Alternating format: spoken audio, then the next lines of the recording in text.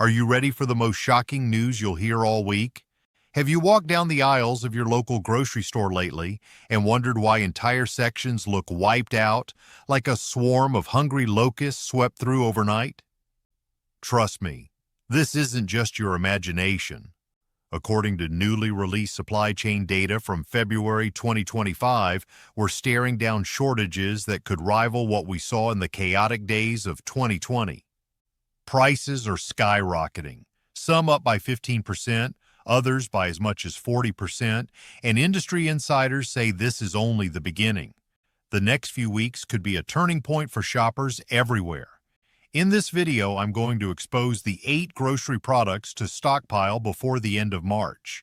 I'm not pulling this list out of thin air either. These predictions come straight from current inventory levels, supplier warnings, and detailed analyst reports that have been making the rounds since early February. You'll want to grab these items before they vanish from shelves, and the 7th item stunned even the experts I spoke to. Let's dive in while you still have the chance. 1. Premium wheat products. Let's begin with an unexpected culprit: premium wheat-based products. Think artisan breads, specialty pasta, and high-quality baking flour. It's no secret that wheat prices have been volatile ever since global shipping took a massive hit back in late 2023. But what's happening right now is unprecedented. According to the U.S. Department of Agriculture, USDA, February 2025 bulletin, wheat production in several key states dropped by an average of 18% this winter season due to back-to-back weather anomalies. North Dakota, typically one of the breadbaskets of America, got hammered by unseasonable blizzards. Meanwhile, states like Kansas battled severe drought conditions during crucial planting phases. But here's where it gets really concerning. Russia and Ukraine, which account for a huge chunk of the world's wheat exports, have still not recovered to pre-2022 levels of stability. Shipping lanes in the Black Sea remain unpredictable, with intermittent shutdowns affecting cargo schedules. Freight rates have also soared by 28% since the start of January 2025. This perfect storm is forcing wheat prices to climb at a rate we haven't seen in nearly a decade. A local bakery owner I chatted with in early February told me that some specialty flours have doubled in cost since last fall. We used to pay around $15 for a 50-pound bag of premium bread flour. Now it's over $30, and suppliers are warning us it could hit $40 by the end of March, she said. That's not just inflation, that's supply chain chaos in action. What does this mean for your shopping cart? High-end breads like sourdough, brioche, and focaccia will disappear first. Once those start vanishing, people will turn to more standard offerings, so basic sandwich bread could also be threatened by mid-March. Specialty flours like 00 flour, used for gourmet pizza, and semolina flour for homemade pasta, are already being rationed in some online stores. If you love baking artisanal breads or rely on finer flour for special recipes, now's the time to grab a few extra bags. Store them in airtight containers in a cool, dry place. Properly sealed flour can last months, if not longer, and you'll avoid paying skyrocketing prices if you act quickly. One tip: if you find bulk sections or local mills selling premium flour, jump on the opportunity. Large commercial brands might run out sooner because they rely on big distribution networks that are currently overstretched. Local mills, on the other hand, sometimes have smaller, more direct supply lines. Another alternative is to experiment with bread mixes or multi-grain mixes. They may stick around a bit longer because they're less in demand than single-origin flours. But don't expect to wait until late March and find everything fully stocked. By then, the shelves could resemble a ghost town for anything that says artisan or premium on the label. 2. Eggs, especially free-range and organic. Yes, we're talking about eggs again. You probably remember the egg price fiasco from late 2024 when an avian flu outbreak led to culling millions of hens, sending egg prices into the stratosphere. Unfortunately, we're not out of the woods. According to a mid-February 2025 Centers for Disease Control and Prevention report, a new strain of avian influenza has been detected in several major poultry-producing states, including Iowa, Ohio, and Arkansas. While it's too early to say if we're on the brink of another mass cull, poultry farmers are on high alert. The real kicker? Free-range and organic egg producers have even more at stake because their hens roam more freely, increasing the biosecurity challenge. Producers in California and Washington, both states that have large organic operations, have already reported suspected cases. If these cases spread, we could see a situation where entire flocks are culled for safety, drastically reducing the supply of premium eggs. During a recent segment on AgriTalk Radio, an industry vet said that consumers can expect at least a 30 to 40% price hike on organic eggs if even a handful of these new avian flu cases lead to widespread culling. Conventional eggs aren't immune either. If free-range and organic eggs vanish first, demand for conventional eggs will shoot up, leading to further shortages. Customers at several Midwest grocery chains are already noticing purchase limits.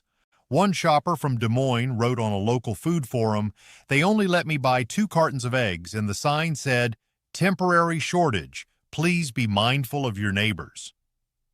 That kind of limit was something we saw in the 2024 crisis, so the fact it's rearing its head again in early 2025 signals deeper troubles ahead. Your best move, if you have the means to store eggs longer, like using egg preservation techniques, for instance, water glassing them in a lime solution, which can keep eggs fresh for months, now might be the time. Otherwise, consider egg alternatives such as plant-based substitutes or powdered eggs. Powdered eggs may not be glamorous, but they can be a lifesaver for baking and cooking when fresh eggs are unavailable. If you're keen on free-range or organic only, buy a few extra cartons now and keep them chilled. But don't be surprised if by late March your grocery store's egg section looks barren and you're forced to pay a premium if you can find them at all. 3. Premium coffee beans and specialty blends. You've heard the coffee warnings before, but this time it's more than just a rumor. If you depend on that morning jolt to feel human, brace yourself. According to the International Coffee Organization, 2025 is shaping up to be a disastrous year for coffee production globally, especially for premium Arabica beans. Brazil, the world's largest coffee producer, faced an unprecedented drought in the second half of 2024, followed by torrential rains that damaged a significant portion of the new crops. The Brazilian Ministry of Agriculture's February update estimated that yields could be down by as much as 22% compared to last year. Then there's Colombia, the second largest Arabica exporter. Regions like Antioquia and Huila have experienced landslides after heavy rains, wiping out some hillside farms entirely. This is tragic on multiple levels. These farms are often family-run, having specialized in top-tier beans like Supremo and Excelso for generations. And if you think Vietnam, known more for Robusta beans, can pick up the slack, guess again. Labor shortages and rising export costs from Asia have disrupted the supply of Robusta, pushing even mid-grade coffee prices higher. Expect your local grocery store to run out of specialty blends by mid-March, warns a buyer for a major supermarket chain who spoke on the condition of anonymity. Our usual suppliers told us to order less because they can't guarantee fulfillment. Even bigger corporate coffee chains are bracing for limited availability. If Starbucks and Dunkin' are rattled, you can imagine how smaller roasters feel. In fact, some niche roasters in the Pacific Northwest are already shutting down until they can secure enough beans at a viable price. Looking for an alternative? Tea is an obvious choice. Production is more stable this year, but if you're a coffee purist, stock up now. Coffee beans, when kept in airtight containers away from light and moisture, can maintain their flavor profile for months. You can even store unopened bags in your freezer for longer-term solutions. Just be sure to thaw them properly before grinding. Worst-case scenario, consider blends that mix Robusta and Arabica. They might not be as smooth as your favorite single-origin Ethiopian or Jamaican Blue Mountain, but at least you won't be forced to skip your morning cup altogether. 4. Fresh leafy greens. Craving a crisp salad? You might find your options severely limited by the end of March. Fresh leafy greens, spinach, kale, arugula, romaine, and more are under siege from all directions. California's Salinas Valley, often called the salad bowl of the world, has faced repeated bouts of unusual weather swings.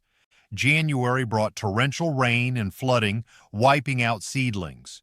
February's unseasonal cold snap stressed the surviving crops. And let's not forget the southwestern states, where persistent drought conditions have forced some farmers to reduce planting altogether. According to a late February Western Growers Association report, yields of romaine lettuce are down 27% compared to last year, and spinach is down nearly 35%. Kale, which had seen a surge in popularity for its health benefits, might see its supply halved. "We have never experienced this level of weather volatility in such a short span," said an agricultural meteorologist on a recent segment of the California Farm Forecast podcast. One week it's flooding, the next week we have near-freezing temperatures. The crops just can't catch a break. Then there's the labor aspect. Many migrant farm workers have left the region due to unstable work conditions. One farm manager in Yuma, Arizona, explained that they've had to hire temporary crews at higher wages, which raises production costs. All of this means that when you see bags of spinach or boxes of spring mix at your local store, don't be shocked if the price has doubled, and that's if they're even in stock. If fresh greens are integral to your diet, you have options. Firstly, grow them yourself if you have space, even if it's just a small indoor or balcony garden. Leafy greens can be surprisingly easy to cultivate in containers. Another strategy is to look at frozen or canned spinach, collards, or turnip greens. These store well and still offer decent nutritional value. You can also explore microgreens, which you can grow at home in small trays and harvest in about 2 weeks. But if you wait until March 25th to see if your local store will be stocked, you might be out of luck. 5. Tropical fruits and exotic produce. Missing that tangy pineapple or sweet mango in your morning smoothie? Get ready for tropical fruit sticker shock, and possibly empty shelves. While bananas might still be relatively stable, thanks to large-scale plantations and heavy corporate investment, pineapples, mangoes, papayas, and passion fruit are facing some of the most serious import disruptions in years. It starts with extreme weather. Central and South American countries that grow these fruits have experienced erratic rainfall and soil erosion that's made harvesting difficult. A February 2025 update from the Food and Agriculture Organization, FAO, indicated that storms off the Pacific coast hammered both Mexico and parts of Central America, damaging crucial farmland.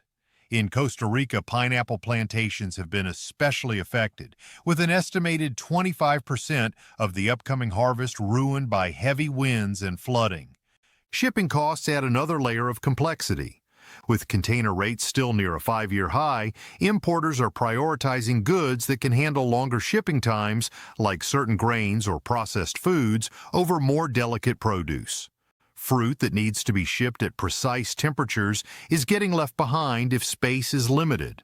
A logistics manager from a major import company told reporters in February, "When we have to choose which container to load, fresh fruit often loses out to items with a longer shelf life. We can't risk spoilage while ships are stuck waiting for customs clearance or at congested ports." Consumers are already feeling the impact. One shopper in Miami complained on a local radio show, "I wanted fresh mangoes for a recipe, and the store manager told me they might not restock until mid-April. When they do, they'll cost about 30% more than last month." Papayas, passion fruit, dragon fruit, anything considered exotic might vanish even faster due to lower consumer volume. Stores might choose to fill the fruit aisle with apples and pears rather than risk losing money on short shelf life exotics.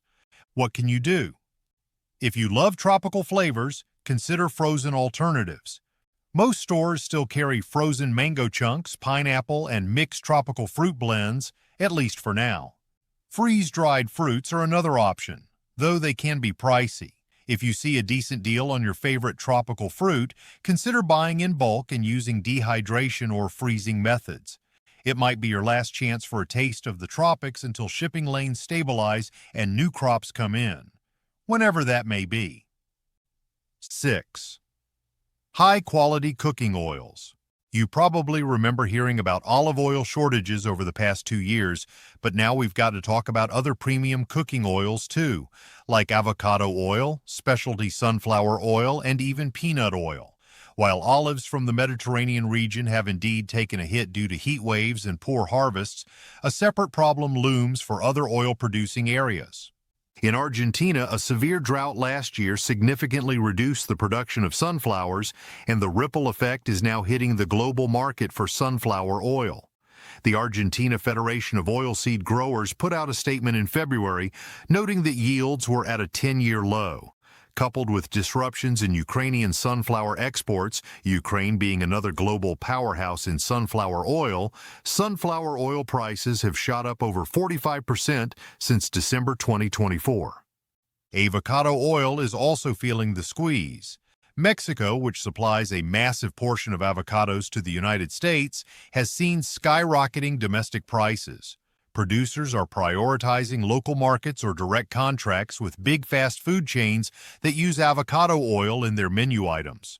Smaller grocery suppliers are getting pushed down the priority list. By late March, we expect to see empty spots where avocado oil should be, says a distribution manager from a mid-sized grocery chain in Texas. Even peanut oil isn't safe. Climate unpredictability in the southern U.S. has slashed peanut yields.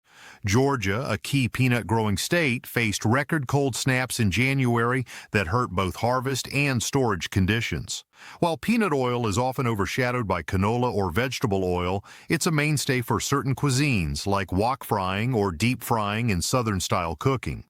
Once other oils vanish, folks will pivot to peanut oil, accelerating the shortage further. If you rely on these oils, buy in advance. Properly stored oils in cool, dark places can last several months without going rancid. Check packaging dates to ensure you're getting the freshest possible product.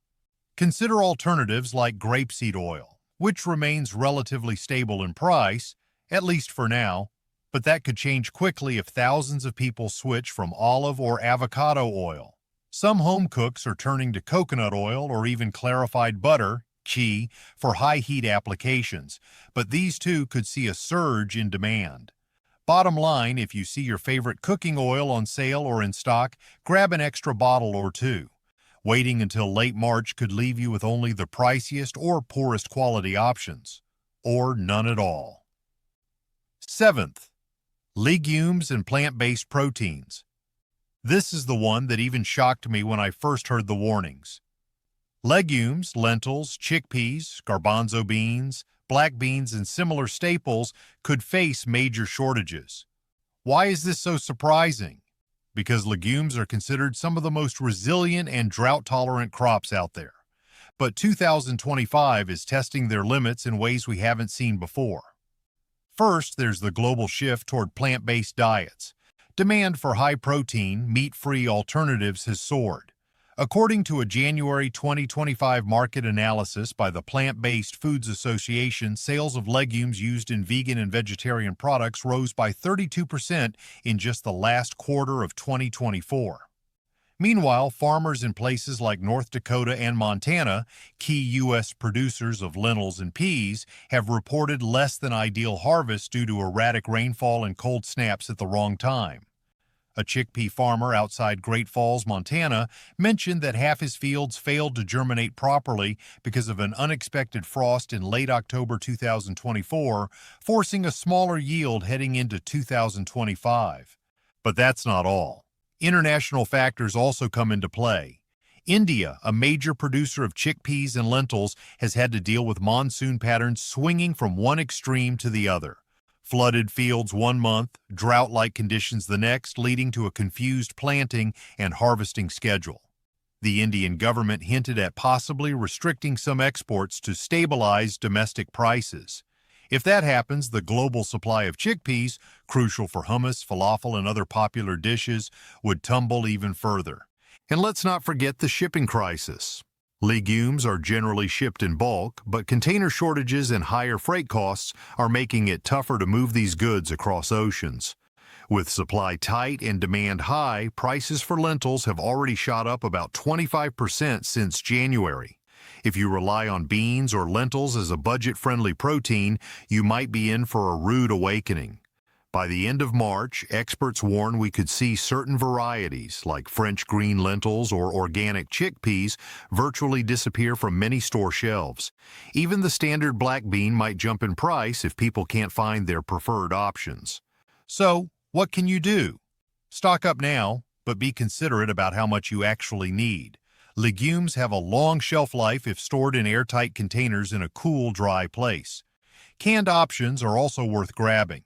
Just note that metal can costs have gone up, so those might become pricier too. Another trick? Consider splitting bulk purchases with friends or neighbors to prevent waste and ensure everyone gets a supply. If you've been eyeing that vegetarian chili recipe, get those beans sooner rather than later, because come mid-March, you might be out of luck. 8. Shelf-stable dairy alternatives.